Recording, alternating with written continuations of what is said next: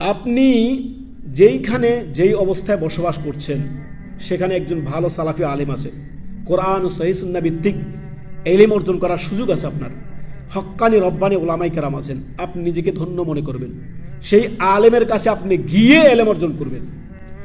ধরুন আপনার বাড়িটা এমন এক জায়গা, আপনার ঘর, আপনার বাড়ি যেখানে একটা নদীর পাশে আপনার বাড়ি, আর সেই নদীর পানি প্রবাহমান, চলমান পানি। যখনই আপনার পিপাসা লাগে সেখান থেকে আপনি এক গ্লাস পানি নিয়ে পান করতে পারেন, যখন ইচ্ছা তখন। ঠিক প্রত্যেকটা সালাফি উলামায়ে কেরাম, আহলে হাদিস উলামায়ে কেরাম এক একটা নদীর মতো আপনি উদাহরণ নিতে পারেন। তাদের কাছে রয়েছে কোরআন সুন্নাহ প্রদত্ত জ্ঞান, খাঁটি বিশুদ্ধ জ্ঞান। তাদের কাছ থেকে আপনি ইলম নেবেন। যেদিন আলেমরা থাকবেন না সেদিন বুঝতে পারবেন। যেদিন আল্লাহ তাআলা আলেমদেরকে উঠিয়ে নেবেন, আলেমদের উঠার মাধ্যমেই আল্লাহ তাআলা ইলমকে কেড়ে নেবেন।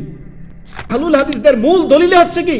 কোরআন সুন্নাহ, আল্লাহর কিতাব, রাসূলুল্লাহ সাল্লাল্লাহু আলাইহি ওয়াসাল্লামের হাদিস। এটা হচ্ছে তাদের মূল অস্ত্র, দলিলের অস্ত্র। আর বিদআতপন্থীদের কাছে শুধু মুখের জোরের অস্ত্র আছে, বাপ দাদার কিসসার অস্ত্র আছে, মাযহাবী দোহাই আছে, বিভিন্ন পীর ফকিরের দোহাই আছে। আমাদের কাছে পীর ফকিরের দোহা নেই। আমাদের কাছে ইসলামের দাওয়াত আছে তাওহীদ, তাও আল্লাহর জমিনে আল্লাহর দ্বীন প্রতিষ্ঠা করা। দ্বীন প্রতিষ্ঠা মানে কি? তাওহীদ প্রতিষ্ঠা করা। দ্বীন প্রতিষ্ঠা মানে কি? ব্যক্তি জীবন থেকে, সমাজ থেকে নিয়ে, পরিবার থেকে নিয়ে রাষ্ট্রের মধ্যে প্রত্যেকে আল্লাহ বিরোধী দিনদার হয়ে যাওয়া, এর নামে হচ্ছে দ্বীন প্রতিষ্ঠা। দ্বীন প্রতিষ্ঠা মানে ক্ষমতা দখল না, ভুল কনসেপ্ট এটা। আল্লাহ আমাদেরকে বুঝার তৌফিক।